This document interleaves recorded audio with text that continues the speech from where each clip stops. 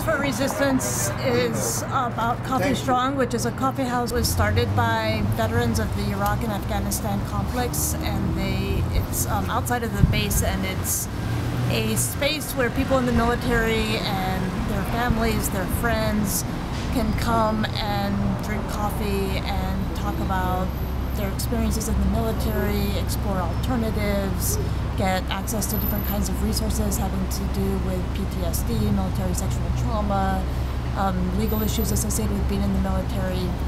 So that's what the film is about, Coffee Strong, but I use Coffee Strong as a way to talk about a lot of different themes that have to do with these particular wars and people's experiences of the wars. So some of the themes are what inspires or motivates people to join the military. Also, how do people grow from those experiences? So there's certainly a lot of negative stuff. You see a lot of pain. You see a lot of people that are struggling, but you also see individuals who have created a community for themselves and who are working together and trying to, kind of doing positive things. And to me, that's very powerful. And some of the people that are in the film have expressed that on the one hand, they're not very happy at having had the experiences that they've had in the military. My involvement has been as a supporter. Coffee Strong has a lot of programs. I mean, on the one hand, they just provide a space. So if you're, one of the things that Andrew says in the film is that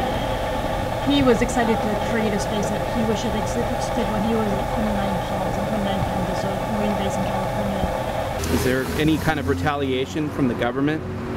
Not from the government and not from the base. I mean, the kind of free speech thing is respected, I think, pretty strongly. When they established themselves right outside of the Army base, I think they were preparing themselves for quite a lot of antagonism.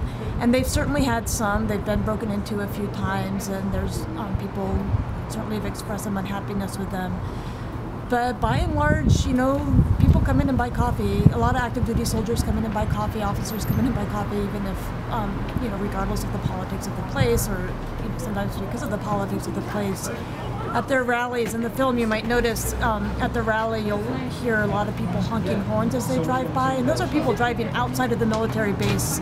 The rallies are on the bridge that goes across the 5. They're not standing up and saying we have to stop these wars, war is bad, militaries are bad. They're addressing specific issues that people in the military are facing that are real. So when I first started the film, they were talking about stop loss, and stop loss is something that a lot of people in the military really was having a really negative impact on them, and they were unhappy about that, or the issues of not adequate health care is something that they're all dealing with. So they address issues that are the real issues that people in the military are facing, which helps, I think, to reduce the antagonism and certainly draw some support. What's the plan for this movie? So this film has been out for about a year now. So I've done, there have been a number of screenings just organized through kind of grassroots distribution around the country.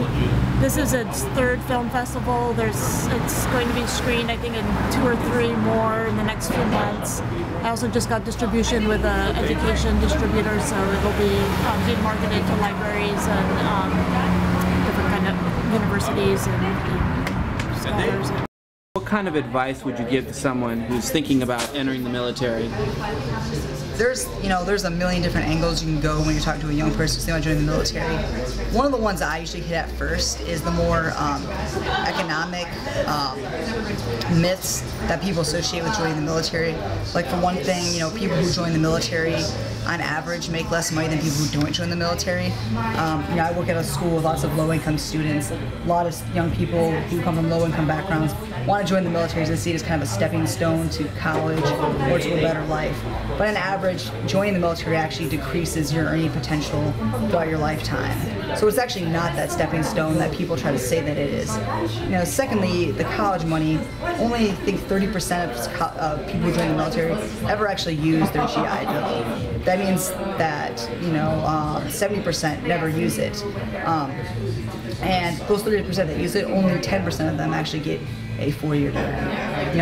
Coffee Strong is actually lucky that there's quite a few of us that actually represent that 10% who actually got college degrees. but most never get that money. Mainly because I think when you join the military, you join when you're young, and by the time you get out, you're older, and a lot of people have families and children, and they never actually, they kind of they develop a life, so it makes it hard for them to go back to college. So those are kind of like a lot of the financial myths that recruiters will tell kids. And then on top of that, there's also the moral reasons, which is basically, if you're a low-income kid, why do you want to go to Iraq to kill other poor people for the benefit of rich people? It doesn't make any sense.